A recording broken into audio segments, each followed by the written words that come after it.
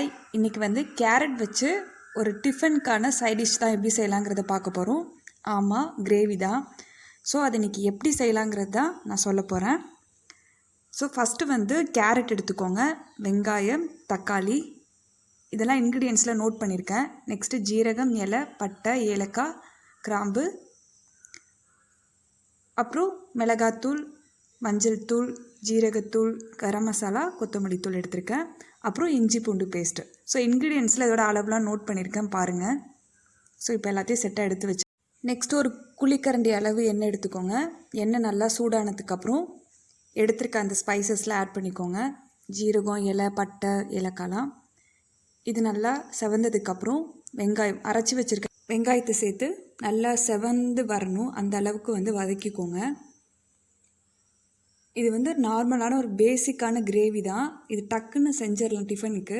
So இதை கண்டிப்பாக நீங்கள் ட்ரை பண்ணி பாருங்கள்.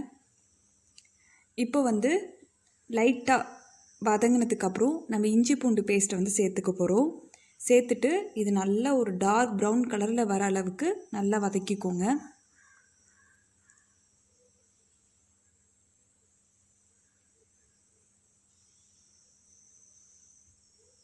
ஸோ இப்போ அது நல்லா வதங்கினதுக்கப்புறம் நெக்ஸ்ட் நம்ம தக்காளி சேர்க்க போகிறோம்.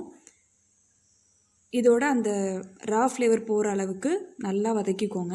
எப்போவுமே இந்த மாதிரி மண் சட்டியில் சமைக்கிறப்ப ஒரு ப்ளஸ் இருக்கும், சீக்கிரமே குக் பண்ணிடலாம். ஏன்னா அது ஓவர் ஹீட்டாக இருக்கும் அந்த சட்டியே. ஸோ இப்போ அது நல்லா வதங்கிருச்சு.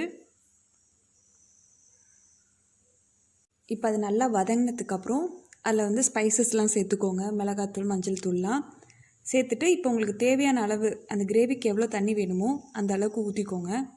ஊற்றிட்டு நல்லா மிக்ஸ் பண்ணி சால்ட்டு சேர்த்துட்டு ஒரு 15 நிமிஷம் பக்கம் வந்து க்ளோஸ் பண்ணி அது நல்லா கொதிக்கணும். நெக்ஸ்ட் என்ன பண்ண போகிறோன்னா, எடுத்து வச்சுருக்க கேரட்டில் கொஞ்சமாக எண்ணெய் ஊற்றிட்டு பெப்பர், ஜீரகம் போட்டு அதை நல்லா மிக்ஸ் பண்ணிக்கோங்க. இப்போ நெக்ஸ்ட்டு வந்து இது லைட்டாக வதக்க போகிறோம்.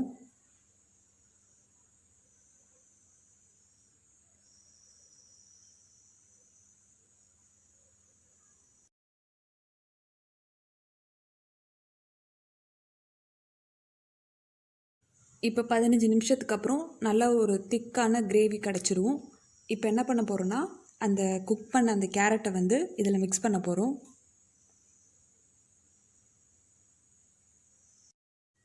இப்போ வந்து ஒரு நல்லா 5 மினிட்ஸ் பக்கம் வந்து குக் பண்ணிக்கோங்க. லாஸ்ட்டாக வந்து கார்னிஷிங்காக கொத்தமல்லி சேர்க்க போகிறோம். ஸோ இது ஒரு ஈஸியான ஒரு சிம்பிளான ஒரு கிரேவி ரெசிபி தான். கண்டிப்பாக நீங்கள் ட்ரை பண்ணி பார்த்துட்டு உங்கள் ஃபீட்பேக்கை மறக்காமல் எங்கள் சேனலில் போஸ்ட் பண்ணுங்கள். பை.